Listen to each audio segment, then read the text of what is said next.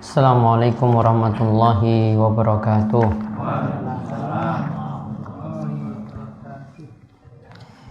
Alhamdulillahilladzi arsala rasulahu bil huda wa dinil haq liyudhhirahu 'ala dini kullihi wa kafa billahi syahida. Wa asyhadu an la ilaha illallah wahdahu la syarikalah iqraran bi wa tauhidan wa asyhadu anna Muhammadan abduhu wa rasuluh. Allahumma shalli ala nabiyyina Muhammad wa ala alihi wa man tabi'ahum bi ihsanin ila yaumiddin. Allahumma anfa'na bima 'allamtana wa 'allimna ma yanfa'una wa zidna ilma. Alhamdulillah, para jamaah, Bapak dan Ibu-ibu sekalian yang mungkin senantiasa dirahmati dan diberkahi oleh Allah Subhanahu wa taala. Untuk kesempatan malam hari ini kita bersyukur bisa melanjutkan kembali majelis kita ini rutin setiap malam Selasa membahas kitab Riyadhus Shalihin karya ulama besar dari Syafi'iyah Imam Nawawi rahimahullah. Kali ini kita masih membahas pembahasan muraqabah, yaitu merasa selalu diawasi oleh Allah Subhanahu wa taala, dan kita menginjak hadis nomor 67.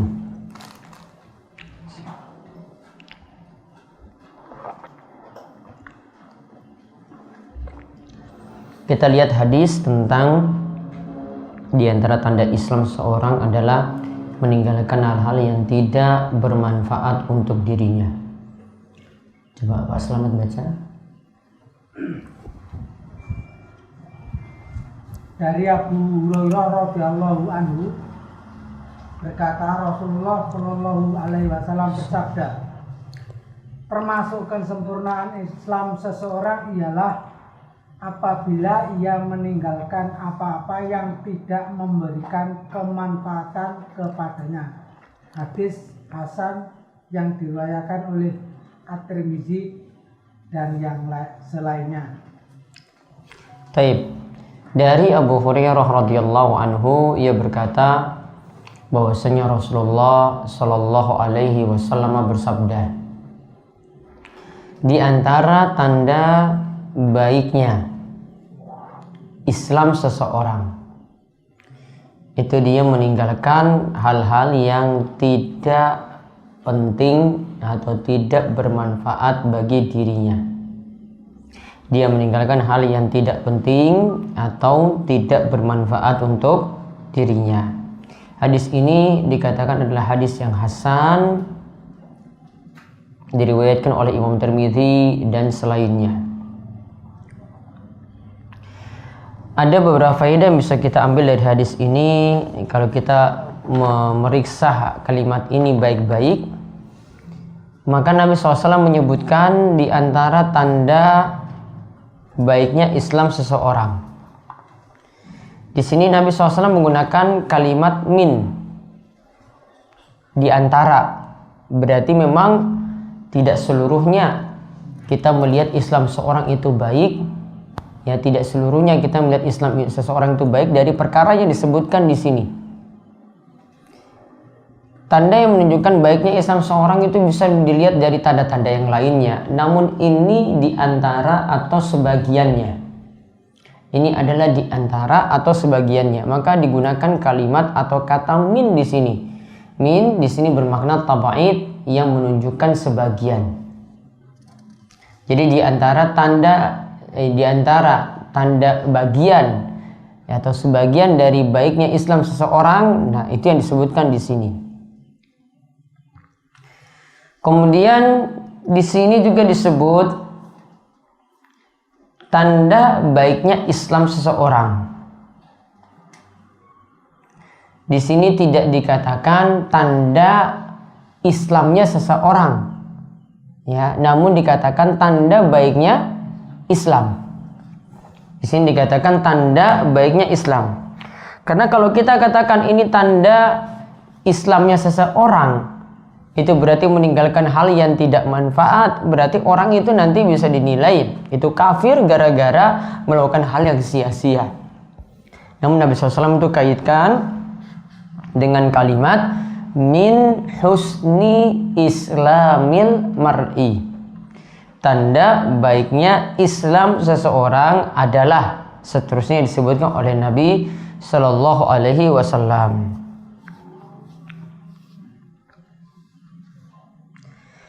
Dan berarti di sini kita dapat simpulkan amalan itu ada yang bermanfaat, ada yang penting, dan ada yang tidak penting. Amalan itu ada yang bermanfaat dan penting, dan ada amalan yang tidak bermanfaat dan tidak penting.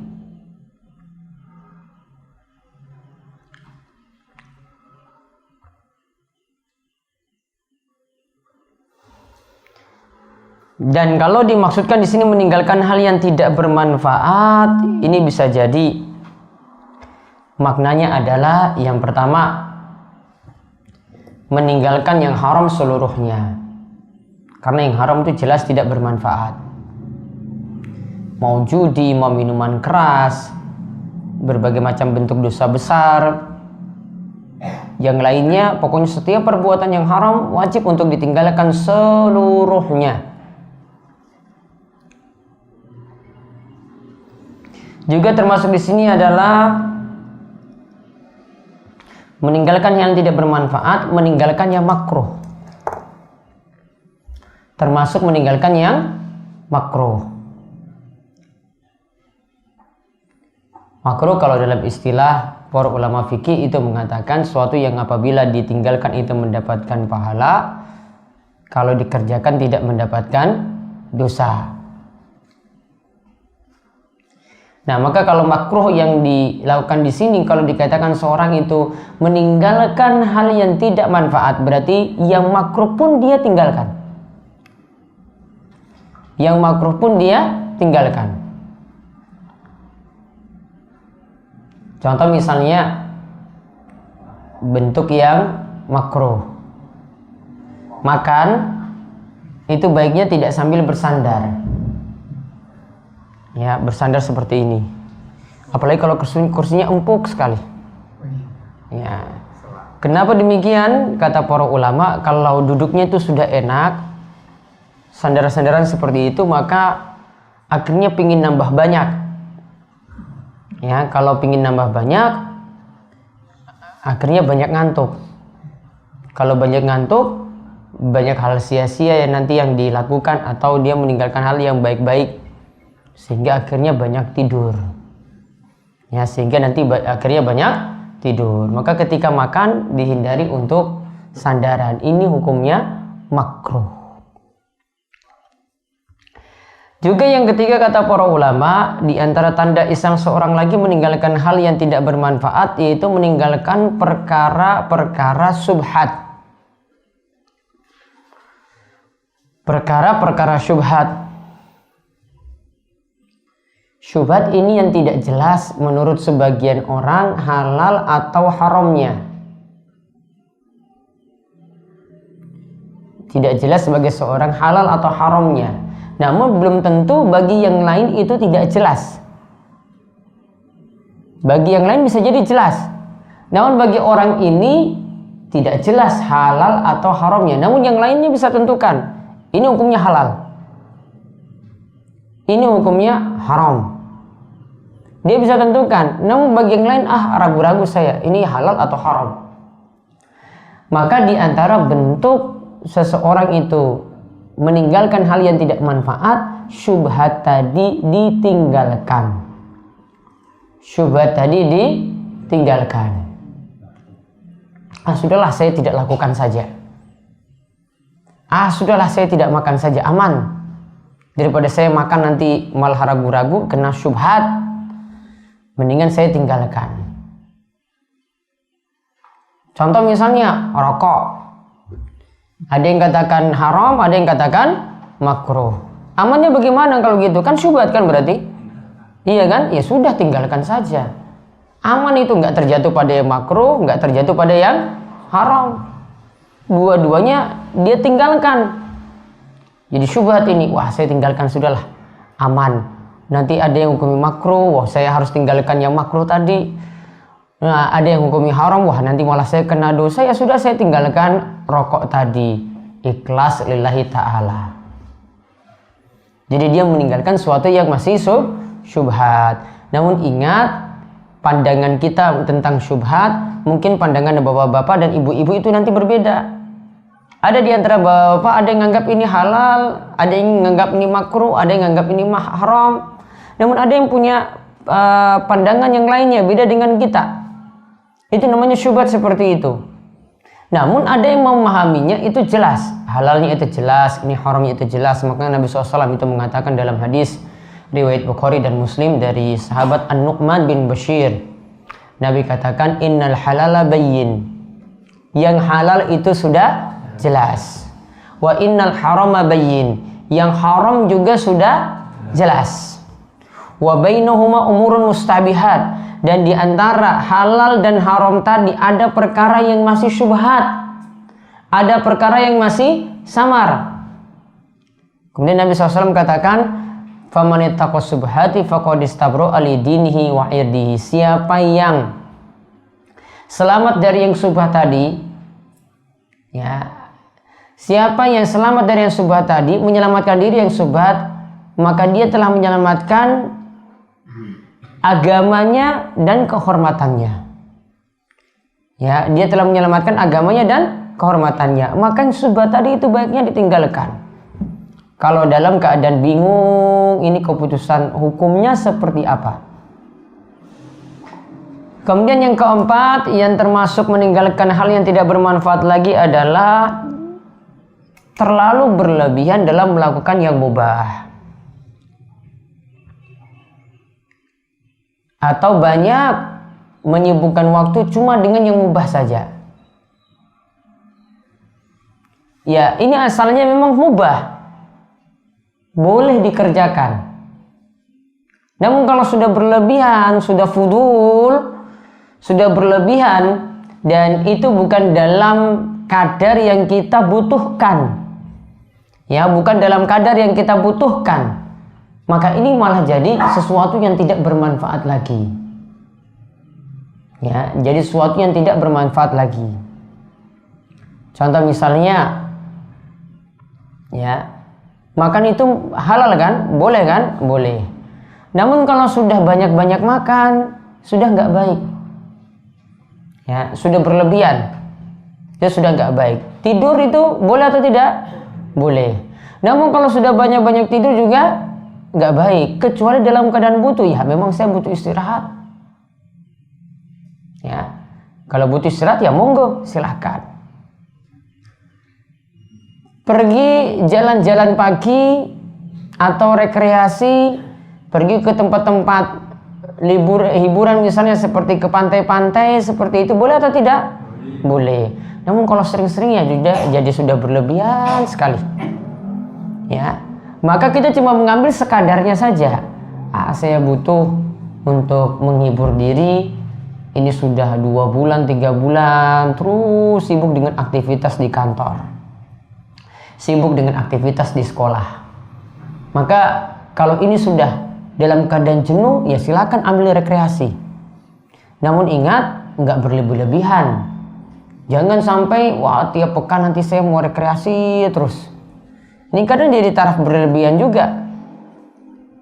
Ada yang bisa satu hari itu bisa 2-3 tempat, sampai dari pagi sampai malam itu rekreasi terus, juga sudah jadi berlebihan. Ya, perkara mubah itu boleh kita manfaatkan, namun jangan sampai berlebihan. Kemudian ada lagi itu bentuknya yang kelima, yaitu banyak bicara. Saya sebutkan secara khusus karena ini yang diingatkan juga oleh para ulama. Banyak berbicara atau tidak bisa menjaga lisan.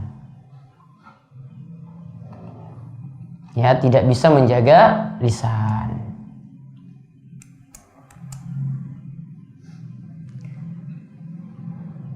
Termasuk untuk zaman ini, ya, dalam hal menjaga lisan, termasuk juga dalam hal menggunakan alat-alat canggih, media sosial, itu kadang kita tidak kenal waktu. Ya, bahkan mungkin dari pagi dari kita itu bangun sampai tidur lagi mungkin bisa 18 jam itu cuma digunakan untuk utak-atik ya handphone saja yang ada. Ya silakan untuk melihat pesan, silakan untuk mengambil manfaat. Iya, namun ada waktu-waktu yang punya hal yang lebih berharga daripada untuk melihat seperti itu. Apalagi kurang pas sebenarnya kalau misalnya kita berada di rumah yang dimana waktu itu lebih butuh untuk dengan keluarga, kita malah menggunakan HP secara berlebihan. Istri ada di samping, ya, namun terasa jauh sekali. Ya, orang yang berada yang jauh di Amerika sana malah terasa dekat. Ya, istri yang ada di samping loh, di samping terasa jauh sekali. Yang sana pegang HP, yang sini pegang HP, ya. Dia hubungan dengan yang jauh di sana, ini hubungan juga dengan teman yang di sana. Ya, yang ini kok rasa jauh sekali, padahal semua satu ranjang saja. Ya, yang satu hubungan dengan yang ini, yang jauh dianggap dekat, yang dekat dianggap jauh. Ada waktu-waktunya. Ya, kalau ngaji ya ngaji, ya manfaatkan dengan baik waktu-waktu yang ada. Ya, bukan ketika ngaji malah sibukkan lagi dengan hal yang lainnya. Ya, bukan gunakan HP ketika itu, bukan nulis, nyatat, nyimak. Itu namanya menggunakan waktu. Nanti kalau punya waktu untuk luangkan untuk bekerja, untuk membaca, untuk belajar, ya gunakan waktu itu dengan baik. Nanti kalau ada waktu di kantor misalnya untuk kerja, ya kerja. Nggak boleh nyambi malah untuk ngaji. Ya, kalau di kantor ini dari jam 8 sampai jam 4 misalnya ini diperintahkan harus berada di tempat kerja terus, ya bukan malah ketika itu lihat-lihat YouTube, lihat-lihat media sosial. Itu bukan, pekerjaannya ada sendiri. Nanti ada dia waktu untuk melihat hal-hal semacam itu. Jadi gunakan waktu itu dengan baik. Ya, gunakan porsi untuk belajar, untuk ngaji, untuk bekerja juga dengan baik. Sudah ada waktunya itu masing-masing.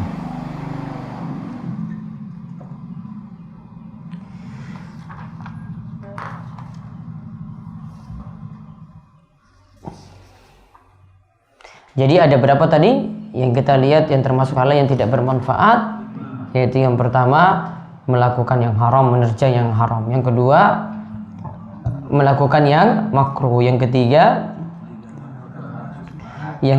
kalau meninggalkan hal yang tidak bermanfaat berarti meninggalkan yang subhat. Yang keempat kalau meninggalkan hal yang tidak bermanfaat berarti meninggalkan terlalu berlebihan dalam hal mubah, banyak makan, banyak tidur, ya. Kemudian yang terakhir, ya, tidak menjaga lisan. Berarti kalau meninggalkan hal yang tidak bermanfaat berarti kalau kita tinggalkan lisan itu dijaga sebaik-baiknya. Kemudian hadis yang berikutnya dari Umar bin Khattab radhiyallahu anhu, dari Nabi sallallahu alaihi wasallam. Coba dibaca artinya, Pak Selamat. Dari Umar bin Khattab radhiyallahu anhu, Nabi sallallahu alaihi wasallam bersabda, seorang suami tidak akan ditanya kenapa ia memukuli istrinya. Hadis riwayat Abu Daud dan diriwayatkan oleh Al-Albani. Seorang suami la yus'alur rajul, seorang suami tidaklah ditanya, alias tidak mendapatkan dosa. Tidak ditanya di sini diberi keterangan lagi tidak mendapatkan dosa. Ketika fima daraba imra'atahu, ketika dia memukul istrinya dalam rangka mendidik. Jika dia memukul istrinya dalam rangka mendidik. Hadis ini diriwayatkan oleh Abu Dawud dan selainnya dikatakan tadi hadisnya itu adalah hadis yang dhaif. Dikatakan oleh Ibnul Madini sanad hadis ini ada yang majhul. Ada perawi yang majhul yang tidak jelas.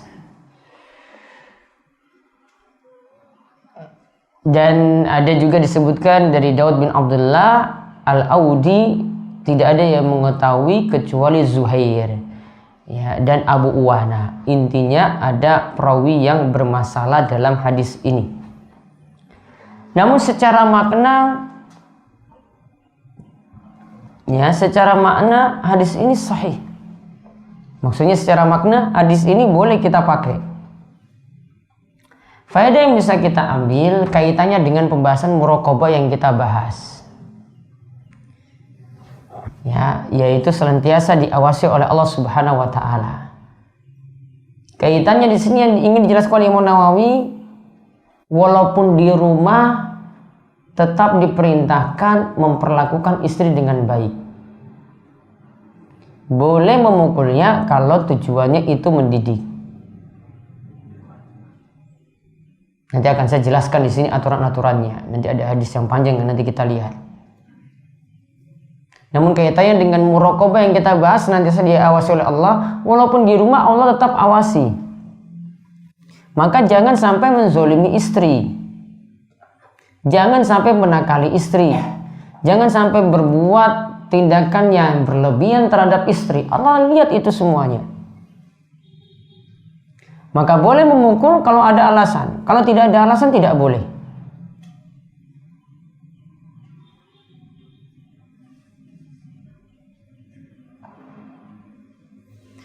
Nah, namun kalau kita lihat ini secara lebih lengkap tentang masalah ini, ada hadis yang saya bacakan terlebih dahulu. Nabi Shallallahu Alaihi Wasallam itu mengatakan, ini hadis riwayat Tirmizi, hadisnya hasan, dihasankan oleh Syekh Al-Albani. Ala wastausu bin nisa'i khaira. Wahai para suami, kata Nabi SAW, berbuatlah baik kalian kepada istri-istri kalian. Nabi katakan alasannya kenapa? Fa inna mahunna awanun indakum. Karena istri itu adalah bagian dari kalian. Laisa tamlikunna minhunna syai'an ghaira dzalik. Dan mereka bisa dapat kebaikan kalau dibuat baik pula. Illa ayatina bifahishati mubayyinah. Kecuali kalau ada masalah istri itu melakukan tindakan keji yang jelas-jelas nyata. Berarti asalnya berlaku pada istri tetap berlaku baik. Boleh berlaku yang berlawanan dengan itu kalau ada alasan dulu. Yang pertama sini alasannya apa? Melakukan perbuatan keji yang bayina, yang jelas-jelas nyata. Yang mau melakukan perbuatan keji yang jelas-jelas nyata. Kalau belum jelas nggak boleh. Ya, kalau belum jelas nggak boleh.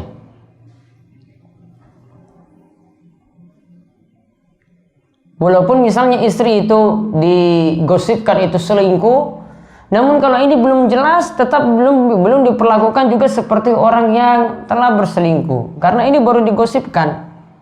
Sebagaimana dulu Rasulullah SAW ketika menyikapi Aisyah radhiyallahu anha, saat Aisyah itu dituduh selingkuh, Rasulullah SAW tidak ngapa-ngapain beliau. Tidak ngapa-ngapain Aisyah, tidak menzoliminya. Yang ada Rasulullah SAW diamkan, tunggu sampai wahyu itu turun.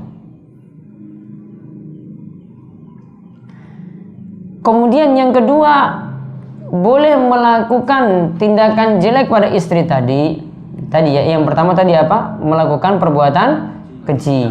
Fahisha ini biasa yang dimaksudkan sini adalah perbuatan zina. Yang kedua, fa'in fa'alna fajruhunna fil madaji. Yang kedua yang dilakukan, kalau sudah dapat bukti tadi, yang kedua yang dilakukan adalah melakukan hajar. Namun cuma di ranjang, cuma di tempat tidur. Jadi tadi langkah pertama, cari bukti dulu ya. Kemudian yang kedua, kalau ternyata ada bukti, maka yang dilakukan apa tadi istilahnya? Melakukan hajar di tempat tidur.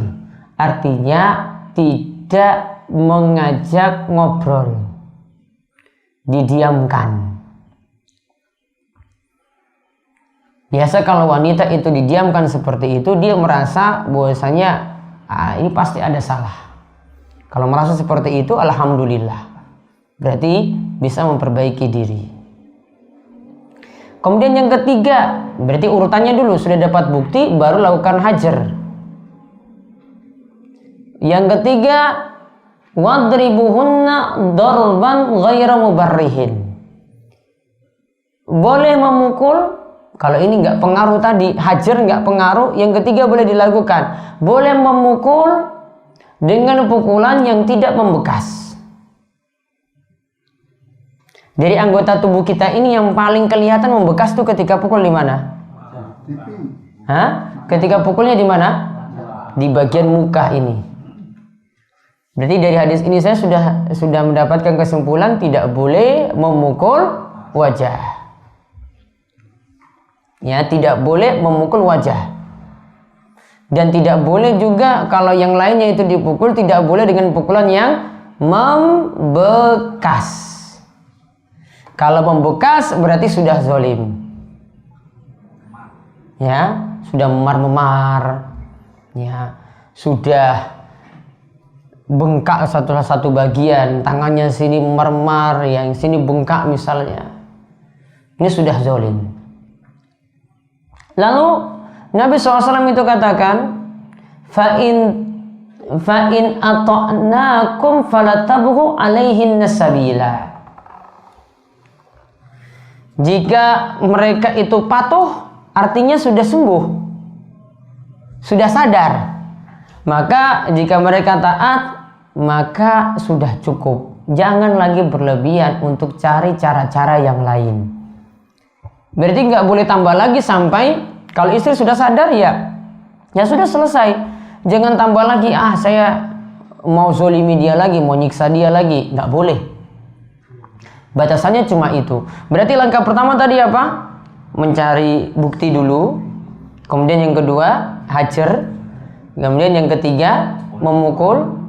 Ya. Kemudian kalau sudah patuh, ya sudah selesai. Nah, beda kalau di sini sudah tidak patuh. Nanti ada solusi yang lainnya. Maka solusi kalau dalam permasalahan rumah tangga itu tidak disarankan oleh Nabi SAW langsung cerai. Coba lihat ada kata-kata cerai nggak tadi di sini?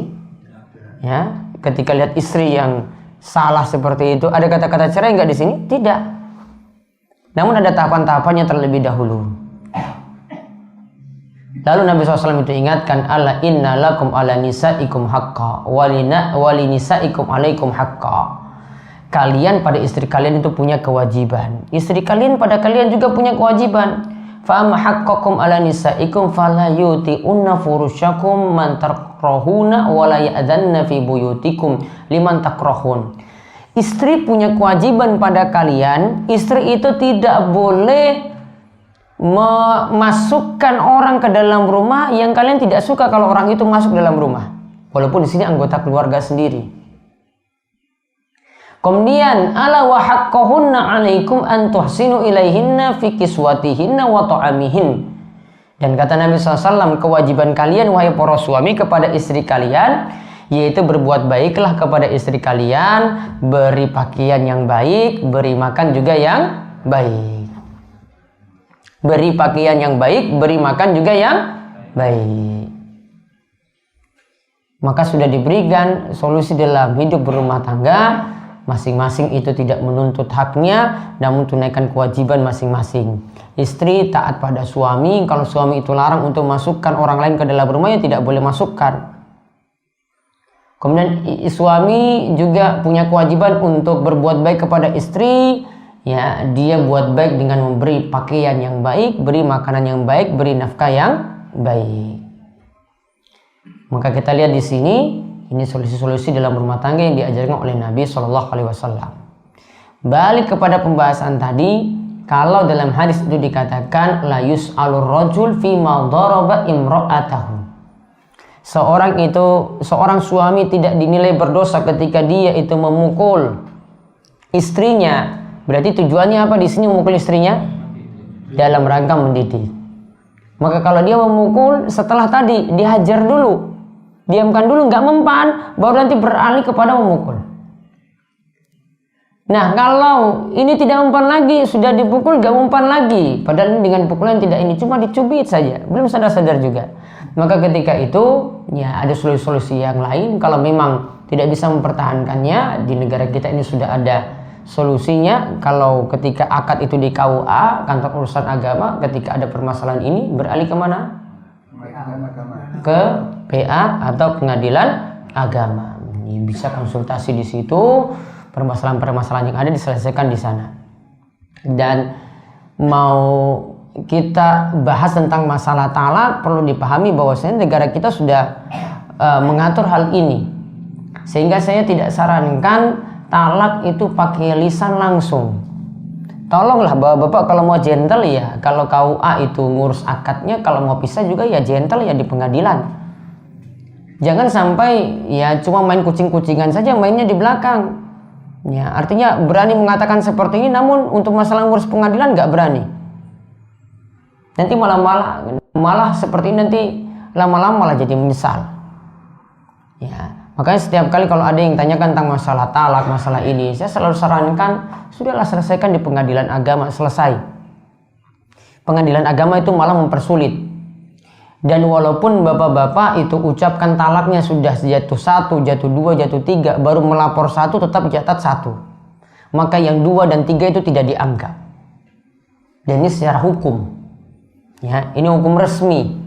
Ya, hukum resmi di pengadilan agama, kalau baru lapor sekali berarti cuma jatuh sekali. Gak mungkin sampai 2 atau 3, cuma jatuh sekali. Maka tadi yang diucapkan sudah nggak berguna lagi, berarti harus urus resmi di pengadilan agama. Baru hukumnya itu jelas. Maka sebagaimana ketika akad itu hukumnya jelas diatur di kantor urusan agama, maka ketika cerai juga diatur jelas di pengadilan agama. Nah itu kalau dari laki-laki. Kalau dari perempuan nggak betah dengan suaminya, maka dia punya hak untuk gugat. Ya, yaitu diistilahkan dengan apa? Khulu. Ya, diistilahkan dengan khulu. Kalau dari laki-laki itu talak. Ya, talak dibatasi 3 kali. Namun kalau untuk perempuan itu khulu. Khulu juga ada di pengadilan agama. Prosedurnya ada sendiri. Kalau laki-lakinya itu nggak tanggung jawab, laki-lakinya itu malah nggak datang ke pengadilan, malah lebih cepat pengurusannya. Namun kalau laki-lakinya itu halang-halangi, wah ini urusannya lebih ribet lagi, lebih panjang lagi prosesnya. Ya maka untuk masalah-masalah kayak gini serahkan. Namun ingat, ada urutan-urutannya. Ya, istri itu dinasihati dulu. Kalau nggak bisa dinasihati, dihajar. Kalau nggak bisa dihajar, nggak mempan lagi, dipukul. Kalau nggak bisa lagi, cari solusi yang lain, islah. Kalau nggak bisa lagi dengan pihak keluarga islah, maka jalan tadi terakhir yang diberikan dalam agama kita, yaitu dengan jalan cerai, talak bagi laki-laki. Kalau perempuan tadi khulu, ya, talak dan khulu. Ya, ini 2 proses yang diizinkan dalam agama kita, karena memang dalam rumah tangga ada yang tidak bisa bersatu selamanya, sehingga ada maslahat untuk dipisah ketika itu.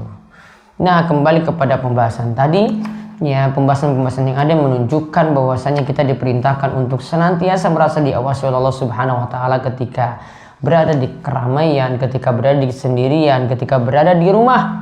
Saat bergaul juga dengan istri harus punya sifat muraqabatullah, senantiasa diawasi oleh Allah Subhanahu wa taala. Nah, ini saja yang kita bahas untuk kesempatan malam hari ini, mudah-mudahan bermanfaat. Ada yang ingin ditanyakan, monggo. Kalau untuk laki-laki tadi talak Ya. Itu kan ada 1, 2, 3. Kalau yang perempuan hulu, apa ini sama 1, 2, 3 atau? Hulu tidak dihitung 1, 2, 3. Hulu bisa beberapa kali. Saya pengen kembali lagi sama suamiku, ya sudah. Kalau mau rujuk ya nanti ngurus lagi di pengadilan agama, nanti ada prosedurnya diurus, ya baru nanti suruh nikah lagi, akad lagi, baru kembali lagi. Namun kalau talak itu sampai 3. Kalau sudah sampai talak 3, sudah sampai 3 kali, maka laki-laki ini harus menikah dulu dengan perempuan lain, baru bisa kembali lagi pada istrinya yang dulu. Ada lagi?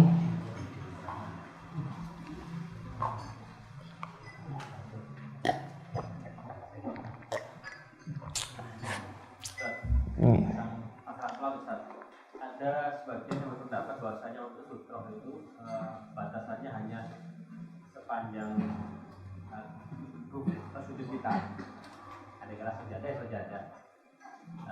Tapi ada juga yang batasan pakai yang tingginya minimal 1 hasta ya Pak. Nah itu gimana Ustaz penjelasannya? Sutra tentang batasan tingginya, sutra perlu dipahami ini adalah pembatas saat kita itu melakukan sholat, biar orang itu mengetahui tempat kita berdiri dan batasan kita sholat di depan, yaitu ketika kita sujud. Kalau orang itu menggunakan sutra, misalnya tembok, maka antara tembok dan tempat dia berdiri berarti tidak boleh dilewati. Namun kalau dia tidak menggunakannya, berarti tempat dia sujud sampai dia berdiri yang tidak boleh dilewati. Jadi kalau orang itu misalnya seperti Pak Anto di saf ketiga itu tidak pakai sutra misalnya terus sholat di situ, maka antara tempat berdiri dan tempat sujud itu tidak boleh dilewati. Namun kalau di depannya sudah di saf kedua, sudah di saf pertama, nggak termasuk, ya, karena ini sudah di luar area sujud, sudah di luar area sujud. Jadi jangan nganggap kalau saya sholat di belakang sana, paling belakang sana berarti ditarik sampai depan di sini tidak boleh dilewati. Itu susah sekali. Prakteknya susah sekali. Orang yang salah memahami juga terlalu berlebihan dalam masalah ini. Wong dia nggak pakai sutra di belakang kok, cuma tempat dia sujud di situ kok, masa sampai depan ini sampai dilarang. Orang kan susah untuk lewat seperti itu. Ya, masa harus putar ke belakang dulu baru maju ke depan seperti ini enggak. Pokoknya di luar area dia sujud itu boleh dilewati. Adapun tentang masalah tingginya tadi para ulama beda pendapat. Ada yang mempersyaratkan dengan tinggi satu pelana kuda.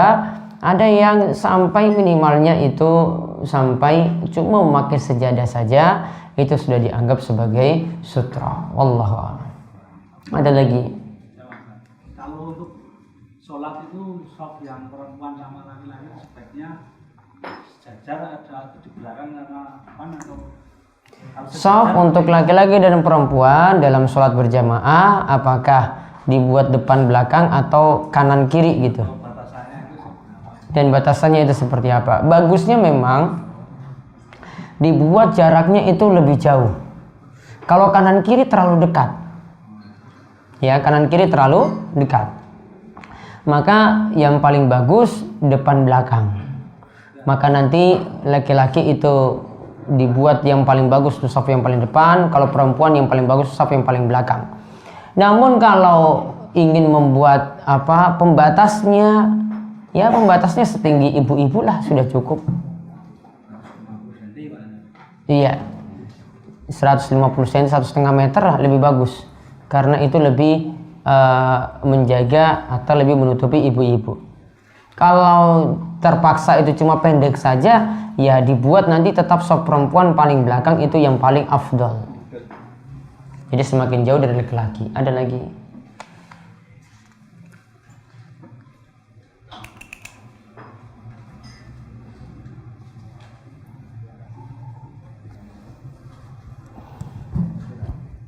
Ada lagi yang bertanya?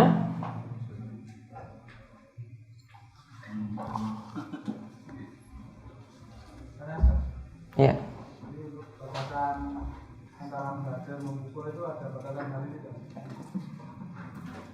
Batasan apa? Menghajar sama memukul dan sebagainya tadi kan ada batasan hari sekian hari. Walau kalau ini kesalahannya dalam sisi agama, misalnya istri disuruh pakai jilbab nggak mau, ya bisa jadi lebih daripada 3 hari karena punya maslahat agama, punya maslahat diniyah. Namun kalau itu cuma masalah dunia saja, ya tidak sampai 3 hari lah. Itu untuk masalah atau batasan hajarnya. Kalau memukul itu cuma batasan butuh, ya bukan berarti pukulnya 3 hari berturut-turut, nggak ada pakai aturan kayak gitu. Ada lagi?